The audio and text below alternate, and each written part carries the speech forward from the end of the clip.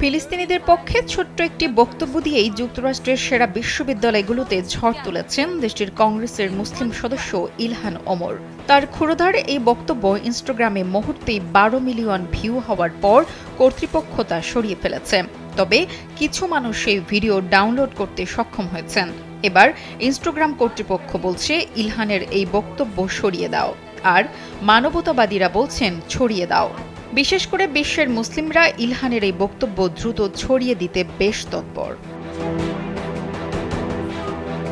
ছোট্ট এই বক্তব্যে ইলহান ওমর বলেন, তিনি দুঃখিত যে কংগ্রেসের 535 জন সদস্য এক নিঃশ্বাসে ইসরায়েলের অভিজ্ঞতার ভয়াবহতার সম্পূর্ণ নিন্দা করতে একত্রিত হতে পেরেছিলেন। স্যান্ডেলিনা সো, রূপচর্চায় আভিজাত্য। কিন্তু এখন মুষ্টিমেয় কয়েকজন আছেন যারা তাদের দাদা দাদিকে বলতে পারেন তারা ফিলিস্তিনি শিশুদের হত্যার নিন্দা জানান। যুক্তরাষ্ট্রের কংগ্রেসের প্রথম হিজাব পরা ইলহান ওমর নিজেও একজন শরণার্থী ছিলেন, তাই ফিলিস্তিনিদের দুঃখটা তিনি নিজের মতো করে বুঝেন।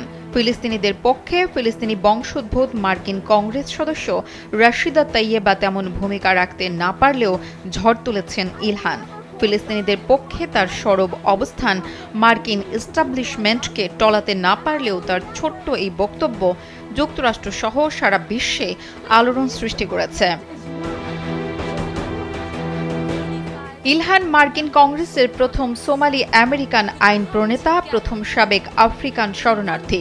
2023 সালের ফেব্রুয়ারিতে ইলহানকে এক ভোটের ব্যবধানে মার্কিন প্রতিনিধি পরিষদের পররাষ্ট্র বিষয়ক কমিটি থেকে বাদ দেওয়া হয়। তখন তার বিরুদ্ধে যেসব অভিযোগ তোলা হয়েছিল তার মধ্যে আছে তিনি ইসরায়েল বিরোধী বক্তব্য দিয়েছিলেন। ওই সময় ইলহান বলেছিলেন আফ্রিকান মুসলিম নারী পরিচয়ের তার কারণে নিশানা করা হয়েছে। এরপর চলতি বছরের মার্চ মাসে ইলহান ওমর গাজা উপত্যকায় ইসরায়েলের অভিযানের জন্য যুক্তরাষ্ট্রকে দায়ী করেছিলেন। তিনি বলেন, গাজা উপত্যকায় ফিলিস্তিন জনগণের বিরুদ্ধে অভিযান চালাতে ইসরায়েলকে যুক্তরাষ্ট্র সবুজ সংকেত দিয়েছে। কংগ্রেসের অনুমোদন ছাড়াই ইসরায়েলের কাছে অতিরিক্ত অস্ত্র সাহায্য পাঠানোর জন্য তিনি মার্কিন প্রেসিডেন্ট জো বাইডেন প্রশাসনেরও কড়া সমালোচনা করেছিলেন। ওই সময় মার্কিন এই আইন প্রণেতা বলেন, যুক্তরাষ্ট্র যদি সত্যিকার অর্থে মানবতাকে রক্ষা করতে চায়, গাজার নিরাপরাধ মানুষদেরকে বাঁচাতে চায়, পণবন্দীদের নিরাপদে ফিরিয়ে আনতে চায় এবং সর্বোপরি শান্তি প্রতিষ্ঠা করতে চায়, তাহলে সবার আগে ফিলিস্তিনিদের বিরুদ্ধে যুদ্ধ বন্ধ করতে হবে। গাজা উপত্যকায় ইসরায়েলি অভিযানের ব্যাপারে যুক্তরাষ্ট্রসহ বিশ্ব নেতাদের নীরবতায় অসন্তোষ প্রকাশ করে ইলহান ওমর আরও বলেছিলেন, বাস্তব কোনো পদক্ষেপ না নিয়ে মুখে মানবাধিকারের বুলি গ্রহণযোগ্য হতে পারে না।